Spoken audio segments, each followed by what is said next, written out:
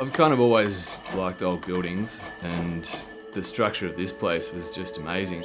I think only Greg would ever see the potential through what it used to be.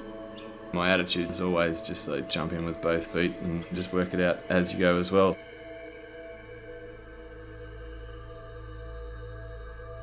Back in 1901, when this building was built, it was originally the butter factory for the area.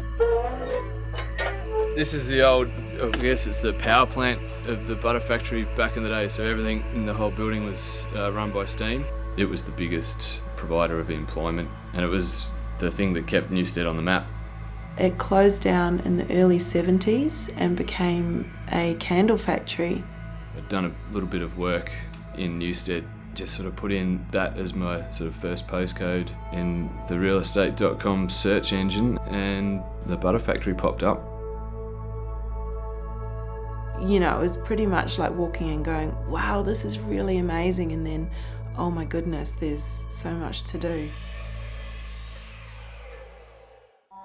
We had to get rid of a lot of stuff just to get it back to what would have been its former self, I guess.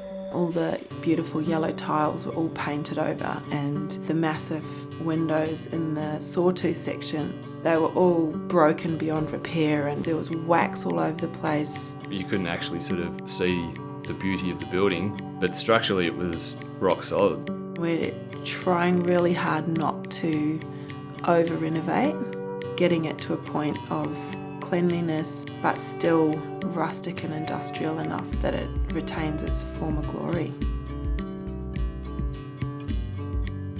I think my favourite part is probably all the old beams. In the sawtooth section of the building, you've got all of these beams running right through. You know, essentially we're living in a section of the roof. We're living around those beams and keeping them as they were. And this is probably my favourite thing in the whole house. Demonstration, laundry chute. Rosie, good girl, come on. You can kind of see from the old window lintels here that the concrete was just sort of local river gravel that's been extracted and made on site. Yeah, we kind of looked at a few different options, and even just getting the concrete delivered, but it's like, let's try and be as honest as possible to the building and go and extract some gravel from the river ourselves, and then sort of, mix it on site and then pour by hand. So things like that we've tried to do, even though it's 10 times slower and harder. In the long run, it's definitely paid off, you know, making the new part of the build blend in nicely with the old.